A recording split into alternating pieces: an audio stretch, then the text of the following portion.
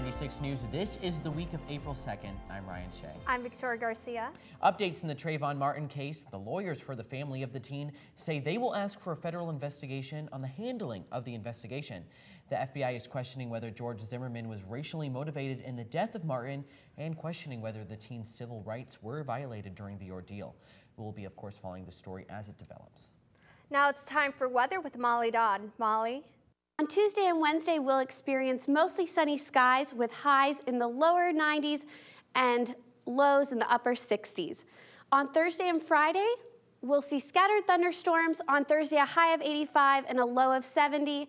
And on Friday, a high of 86 and a low of 69. Court rules against a man after he was strip searched in a prison after failing a traffic fine. The court was divided 5-4 and said that the officer was completely within reasonable means to do the search. Inmate Albert Florence said he was subjected to humiliating ordeal nearly 6 years ago.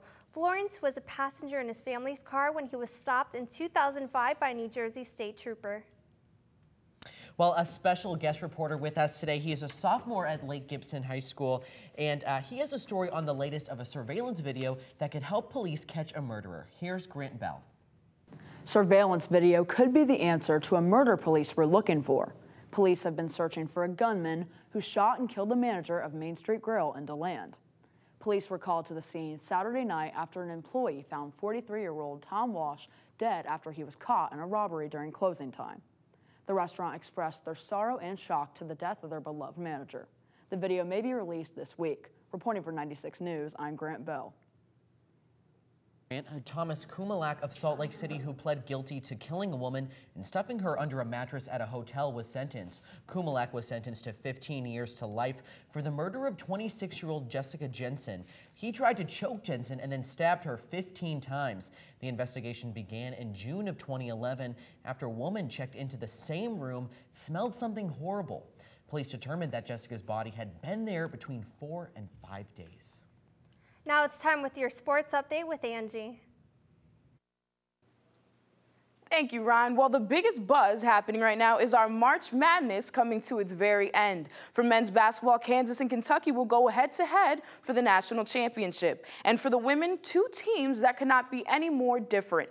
The Baylor Lady Bears are anchored by the game's best center, junior Brittany Griner, while the Notre Dame Fighting Irish play a centerless lineup starting 4 guards and a forward. 4 top seeds, 4 teams with distinct styles, all aiming for one goal, the national championship. I'm Angie Casado with 96 Sports. Back to you.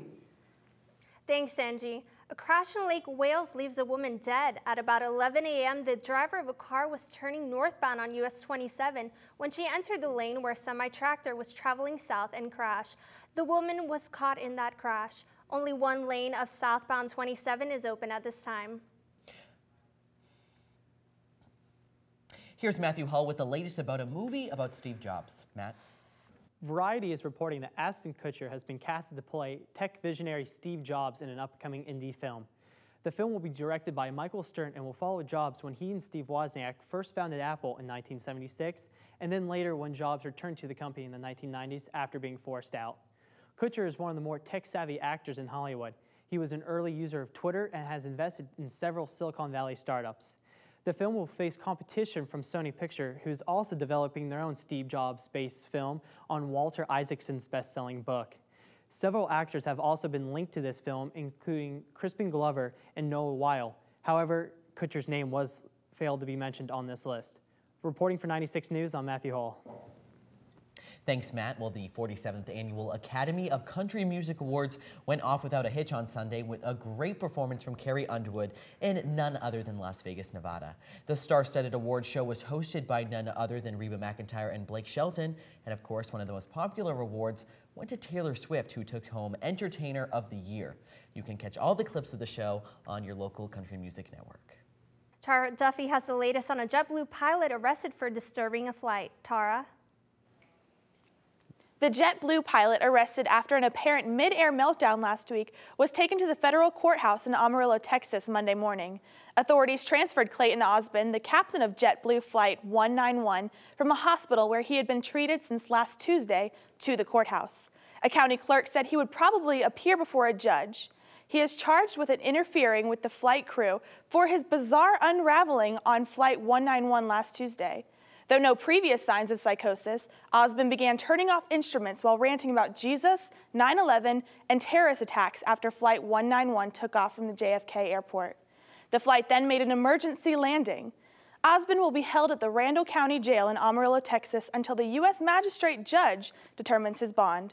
The brief appearance in the federal court Monday morning was Osmond's first since he was charged last week with interfering with the flight crew. Reporting for 96 News, I'm Tara Duffy. That's all the time we have left for today. Keep it on 96 News for the latest in breaking news, weather, and sports. Have a great week, everyone.